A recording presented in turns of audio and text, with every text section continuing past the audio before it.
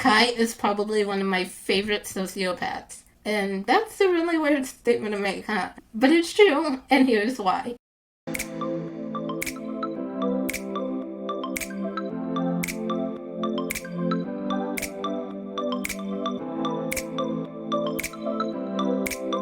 Hey everyone, welcome back to my channel. If you're new here, I'm Vanessa, and I'm a fantasy, paranormal, and horror writer, diversity reader, and book publisher. On this channel, I talk about books, writing, and all things relating to storytelling. Today, I have a special video for you all. We'll be diving into one of my favorite CW shows, The Vampire Diaries, and discussing my top 3 favorite and least favorite storylines. So get ready for some intense vampire drama and surprising plot twists. Now, this video is in collaboration with Jasmine. Her YouTube channel is Jasmine Emerald, so definitely go check her out. Her video channel links are down below. I found one of Jasmine's videos in her Vampire Diaries Unpopular Opinion series, and then I noticed she had several other videos in that series, so I started watching them and commenting on them, and she responded, and we ended up chatting about the show and discussing some of the issues that we've seen or remember from it. So we were chatting back and forth in the comments for a while, and we thought, hey, wouldn't it be fun to do a collab video? So that's how you get in this video today. It's a collaboration with Jasmine, so definitely make sure to check out her video with her top 3 favorite and least favorite storylines from Vampire Diaries. That will be linked in the description box below. And if you're a fellow Vampire Diaries lover, definitely check out her series on the show. It'll be on her channel. She has a playlist of Vampire Diaries videos, so definitely go check those out.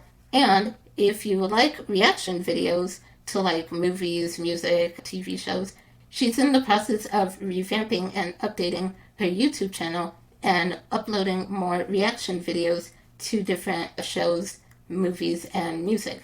So definitely, if you like watching reaction videos and chatting with other fans of the shows, go check out her channel for that. Now, with all of that said, let's dive in. Now, before we start, I have to say I didn't intentionally plan it this way, but I think it's funny that all of my favorite and least favorite storylines in the show revolve around the villains. I guess this list could also double as my favorite and least favorite villains in the show as well. It's kind of a 2-for-1. And it's probably because villains tend to be my favorite characters to watch or read about or write as well. Because I feel like they have more of an interesting, complex background, and I absolutely love villain origin stories. So anyway, let's jump right in and talk about some of my favorite storylines and villains. So the first storyline I have on the list is the Sun and Moon Curse, aka the Hybrid Curse, which introduces us to none other than Klaus and the original family. This is one of my favorite storylines because it introduces us to one of my favorite villains and villainous family on the show. And the storyline created so many other great storylines and major plot twists. Now, what's so cool about the Sun and Moon Curse, or the Hybrid Curse, is the fact that it shows you, one, how much of a genius Klaus is, and how manipulative he is, and just how he's like always a step ahead of everyone. This is probably one of my favorite twists in the show, was finding out that the Sun and Moon Curse was faked, and Klaus and Elijah made the whole thing up. Like, Klaus really had this elaborate scheme to come up with this curse to get all the werewolves and vampires, or was it just the werewolves? I can't remember exactly if it was the vampires and werewolves, but still, he comes up with this whole scheme just to get the wolves to look for the moonstone he needed to break his curse so he could trigger his werewolf side. This whole time, everyone was thinking the moonstone would break the curse that was placed on the wolves, and really, none of that was true. It was just Klaus who needed it to trigger his hybrid side. Again, that was probably my favorite twist in the early seasons of the show. And that created a whole bunch of other plot twists that happened later on, and that were also great as well. So, Tyler becoming a hybrid and then being sired to Klaus and having to do whatever Klaus says and having to find a way to break that sire bond. Okay, there's that. There's Stefan. We realize when Klaus and the originals come into the story, we realize Stefan has history with Klaus and Rebecca, which then we get the whole storyline with Stefan and him being a Ripper, especially when he was with Klaus, and then Klaus forcing him to turn off his humanity and become that Ripper again. Like, what? And then, of course, we also had Jeremy and the Hunters and learning about the Hunters mark and everything. So I'm just like, there's so much that came out of the storyline and being introduced to these new characters, the original family. There's so much more twists and turns and fun things that happen from there. So definitely had to be on my list of favorites. And continuing with talking about the original family, my second favorite storyline is Klaus running away from his dad, Mikael. So when Mikael gets introduced, and we learn that Mikael is just one super hella scary dude. He is the monster that monsters are afraid of. Klaus is afraid of Mikael. And if you think Klaus is bad, Mikael, I see where Klaus gets his issues from, because, man, his dad is a piece of work, for sure. And Mikael is probably the only person in the show that was scarier than Klaus. Mikael is definitely the villain that you love to hate. The way he's brought into the story and how he's been chasing his kids, especially Klaus, for centuries all over the planet, and him, catching up to him and finally having to have Klaus stand up to his father and fight back. So definitely my second favorite storyline. Let's go over my third favorite storyline in the show, which was the prison world and the introduction of Kai Parker. Kai is probably one of my favorite sociopaths. And that's a really weird statement to make, huh? But it's true, and here's why. One, he is funny as hell, in my opinion. He's got some of the best lines on the show, if you like dark humor, that is. Like, he says stuff that you probably shouldn't find funny, but the way he says it and his sarcastic tone is what makes it really funny. Check out some of these clips and you'll see what I mean. Rough day, huh, Damon? Sorry. Manners, I'm Kai. Nice to meet you. Pork rind? I'm a sociopath. I know, shocker. It's because I want to kill you. Family called me an abomination. That hurt my feelings. Hi, sleepyhead, remember me? I mean, you are crazy pants. Oh, it sucks about that shirt, though. I was willing to kill you when your brain was the size of an acorn. You don't think I'll do it now? And this water literally started pooling in my eyes. Has that ever happened to you? Like water just oozing out of my eyeballs like I'm some alien creature excreting fluids. You mean you cried? Selfie City. Yeah, there it is. Sing it with me. And knock, knock, knocking on heaven's door. Ooh, you knock, knock, knocking on heaven's door. Was that his wedding? Brought quite the gift. Did it sound like she missed me? Beer, burger, 2 burgers. No, 2 beers, 3 burgers. Hello, Clarice. Motus.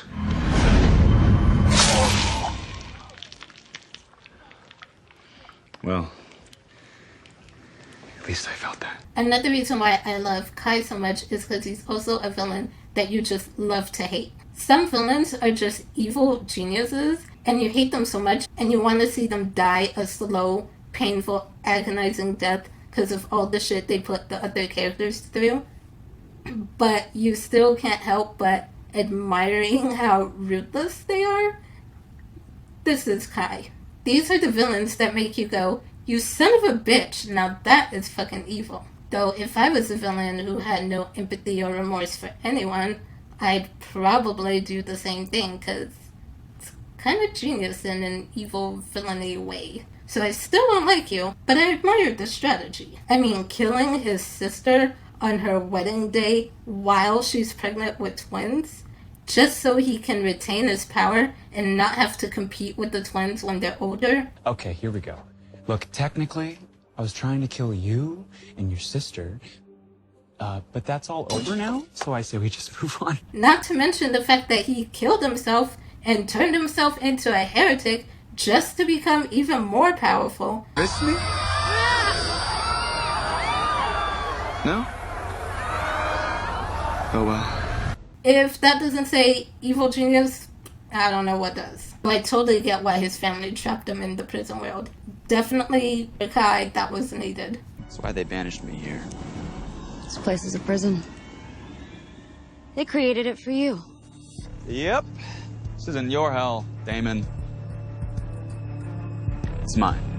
I left a trail of chaos, death, and hilarious one-liners wherever he went. My name's a kid Malachi. I thought they expected me to be evil. Which, speaking of the prison world, let's talk about that for a little bit, because that was one of my favorite storylines, like I said, which introduced us to Cade. But besides the fact that it introduces us to Cade's character, I really liked the concept of this alternate world where there was no one in it except for the people that, like, the witches trapped there. So at first it was Cade, and then later on we find out that there's, like, this group of heretics, Lily, Stefan and Damon's mom, with them, that got trapped in a prison world as well. So the whole concept of, like, this is really interesting to me, and I really liked it. I also like the fact that with this storyline, we get to see Bonnie and Damon's friendship grow. Being trapped together in the prison world and having to survive Cade made it really interesting, brought them a lot closer, and bonded them. So I liked seeing their friendship grow and seeing them become best friends. Now, we finally made it to my least favorite storylines ever on the show. So again, these all revolve around villains. So the first one I have on this list is Sybil feeding on sinners and Cade's hell. This was really more just a really disappointing storyline. And it was the last season of the show, so I don't know if the writers were just gave up by that point and was like, whatever, because it was such a disappointing storyline. I actually don't remember much of the storyline to begin with, and that's how much that I just didn't care about it. But when we get introduced to Sybil and we find out that she's a siren, as someone who loves mermaids and siren mythology, I was super excited for a storyline like this, and super disappointed when it didn't live up to what I wanted. Now, I do like the backstory. Like I said, I love villain origin stories, so I do like the backstory of Sybil and her sister, seeing their backstory and how they were trapped on the island and stuff, and basically finding out what happened to them and how Sybil became the monster that she was. So that was interesting. But then the rest of it, I was just like, okay, so you feed on bad people and give them over to Cade to torture in hell? What else? Is there more to this?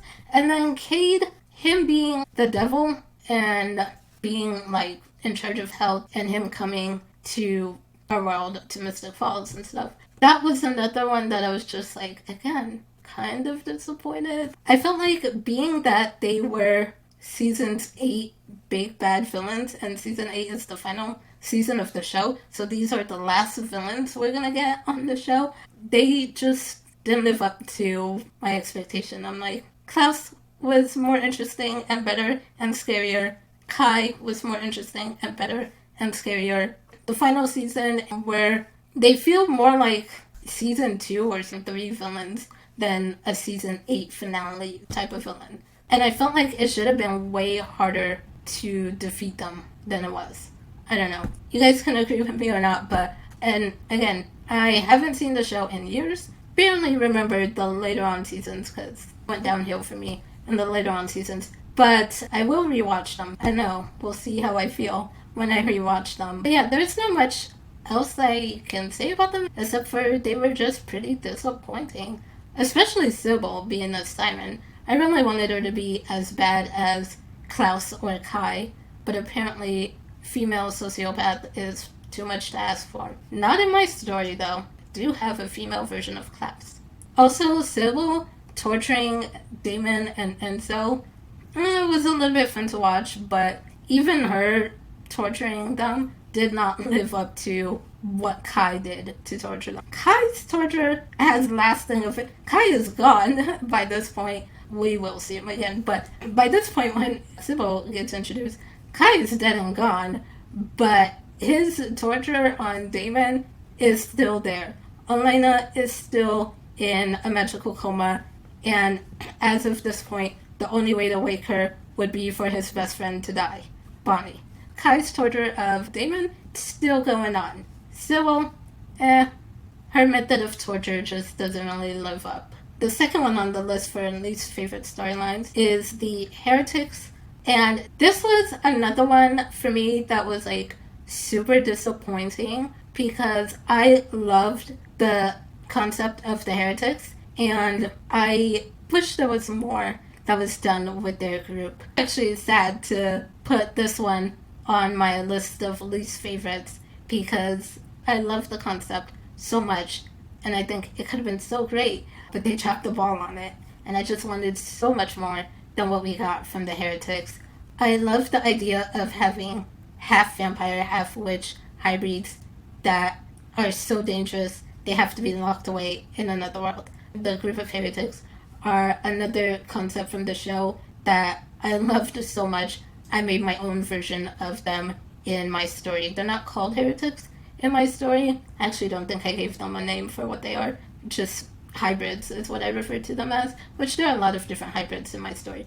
But with the Vampire Witch hybrids, I wanted to incorporate a version of Heretics into my story. But the way they were created in my story is different than TVD's universe. Obviously, I'm not going to copy what they did in the show. So the way Heretics come about and are hybrids in my world is completely different. But I just like the concept of half vampire, half witch. A little bit of best of both worlds. But with the Heretics on the Vampire Diaries show, I was like, Valerie is just a sad, lonely girl pining over her ex and wanting to get him back. Mary Louise and Nora are basically high school mean girls. You can't sit with us! And the rest of the Heretics aren't really shown, or they don't have much of a role in the show that much. Aside from Bo, who doesn't talk, it just felt like a missed opportunity. I wanted them to do so much more, made them to be way bigger villains, but they weren't really interesting villains. Most of them weren't even really villains. Aside from probably Julian, I think the rest of them would have just been content to live a normal vampire life. It also doesn't make sense with why they were trapped in the prison world, because this group of heretics was supposed to be so dangerous. I don't remember how many people they said they killed, but they were dangerous enough for witches to trap them and send them into a prison world, and yet when they get out of it and get back to our world, not really much of anything that happens with them. I don't know. Aside from Julian, I was like, they're kind of lame. Really? They were that bad enough to send to a prison world? But I don't see them doing anything to be that level of prison world worthy. I don't know. Maybe it's just me not remembering things. It's been a long time since I've seen the show. And when I rewatch and catch up to the Heretics storyline, maybe I'll start to remember some other things that got them sent to the prison world. But from what I'm remembering of it right now, they were not bad enough villains that they would warrant being sent to a prison world. Julian, maybe, but the rest of them, no. So the final one on my list for worst storyline in the show is the Traveler's Curse. Again, this was another group that was a missed opportunity and could have been way cooler than they were, but sadly, they were let down.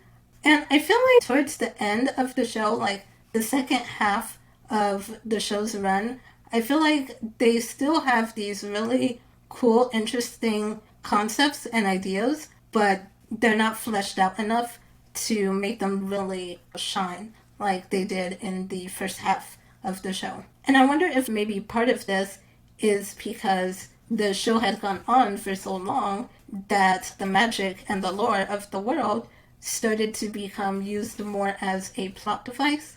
I'm so pretty sure there would be a lot of inconsistencies in the later on season. I don't know if maybe that might have something to do with it, but it just didn't live up. Two of the travelers ended up being two of the most powerful witches in this world, Ketsia and Silas, but could have done more, especially with Ketsia. But anyway, the travelers, the curse, Marcos, and everything, just honestly, I don't even remember much about the travelers and Marcos, other than the fact that they were trying to break the curse that was on them that kept them from settling down as a tribe. Other than that, I don't remember anything else about their storyline. They were pretty forgetful. There wasn't anything about them that really stood out. So that's why they're on the list for storylines.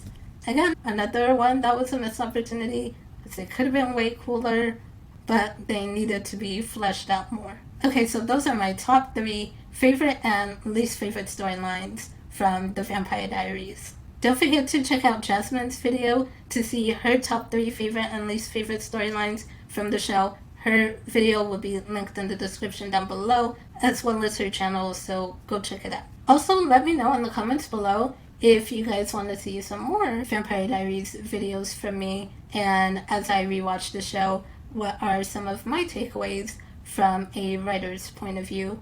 Let me know if you are interested in seeing those videos in the comments below. For those of you who have been on my channel before, you know that I do a lot of videos on writing diverse characters, and so I have been thinking about doing a video on Bonnie's character in the show and why I think she was a token minority character. And that's something I've been thinking about, and as I rewatch Vampire Diaries, I've been taking notes specifically on Bonnie's character and thinking of doing a whole breakdown analysis. If you want to see that, let me know, and also let me know, would you rather see a episode by episode breakdown / analysis or one video for the whole season? I am planning right now on just doing one video for the whole season, but I've also been playing around with the idea of doing an episode by episode analysis and offering that to subscribers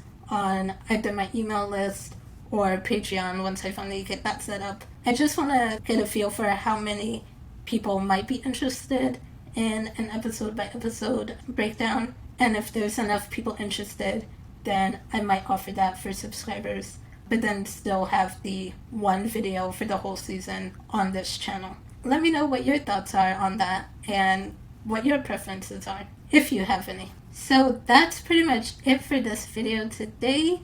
If you like this video, don't forget to give it a thumbs up, hit that subscribe button and the little bell to be notified whenever I upload new videos.